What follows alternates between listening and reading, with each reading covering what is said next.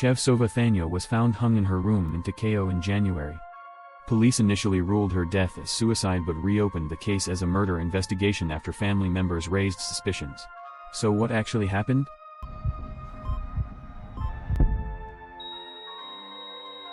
Chev Sovathana was a 36-year-old former model and current political staffer for Lay Vannak, a former Takeo governor for the National Party in Cambodia.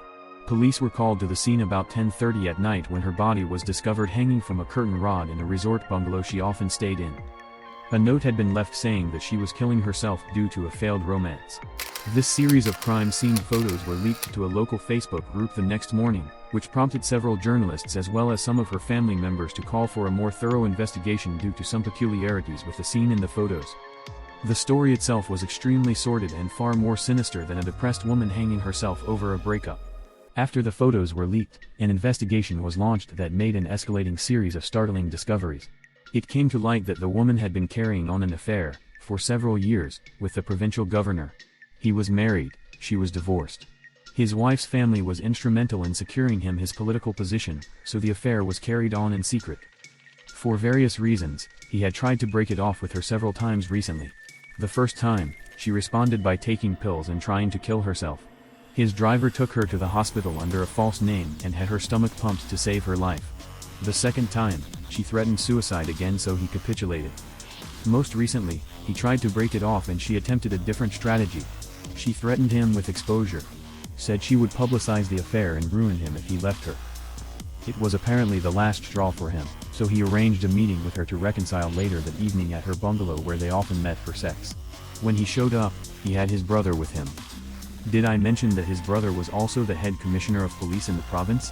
It has never been disclosed what led up to the events, whether he only intended to threaten her or if he went with the exclusive purpose of killing her. Whatever the case, an argument ensued and she wound up being pushed down on her bed in a supine position. Her paramour put his hands around her neck and started to strangle her, but quickly realized that it wasn't as easy to do as the television murder shows made it look. She struggled long enough that it was taking too much time, so halfway through her manual strangulation, the brother picked up a pillow and pressed it down on her face as the governor was throttling her neck with his hands. Between the two factors, she met a grueling death by asphyxiation at the hands of her lover and his policeman brother. Unfortunately for them, neither was very adept at staging a crime scene. They worked together to hang her body from the curtain rod, tucking her fingers into the noose to make it look more real. Real suicidal hanging decedents are often found clutching at the noose. The governor then planted one of the previous real suicide notes she had written at the scene. They then summoned the couple that owned and managed the resort and threatened them with arrest and asset forfeiture if they did not cooperate. They were to tell the investigating officers that she had no visitors that night and that they found her hanging when they stopped by to drop off some towels.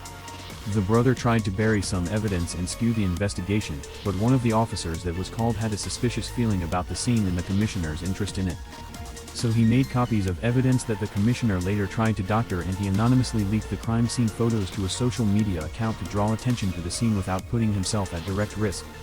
The truth was made known as evidence piled up, and the resort managers came forward with their tale of coercion as well. Both the governor and his brother were convicted of murder after a contentious trial lasting almost 2 years. The two of them maintained throughout that the whole scenario was a setup perpetrated by their political enemies. According to the court documents, the physical evidence that was noted to be inconsistent with suicidal hanging was as follows. Her hyoid bone was broken. This is extremely common in manual strangulations but less so in hangings. Very rare in hangings. The examination of her body and clothing revealed that she had urinated and defecated in her pants while suffering the agonies of strangulation and suffocation. Her bladder was particularly full at the time, and the forensic team noted that she was soaked with urine all along her backside and halfway up the back of her shirt. There was almost no urine on the front of her yoga pants, however, which would have been expected if she lost sphincter control while in a vertical hanging position. Further, there was no bodily fluids on the floor beneath her body. There was, however, a sizable urine stain on the top comforter of the bed, as well as traces of mucus and saliva on the pillow. The investigators determined from these facts that she was strangled on the bed and hanged on the wall after the fact to make it appear as a suicide. Apparently the hotel couple had been told to clean up the room as the brothers fled, but it was a grave oversight for them to entrust the work to the two bullied managers. They did a poor job of concealing the evidence and it was very incriminating. Multiple tests indicated that the curtain rod could not sustain her weight when accompanied by movement, such as the movement generated in the throes of strangulation on the noose. A body of her size could only hang smoothly on the rod if multiple people worked to place it there and did not move it. The finger marks on her throat did not match the placement or size or directionality of her fingers that were tucked into the noose. Further, her own fingers did not have abrasions and chafing, which would be expected if she were grabbing at the noose while hanging. Lay Vannak was sentenced to 13 years for murdering his mistress.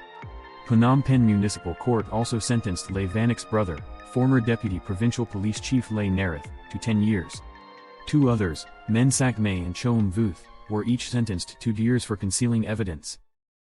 Thank you for watching. Don't forget to hit that subscribe button, leave your comments below, and like, share, and subscribe so you don't miss our next video.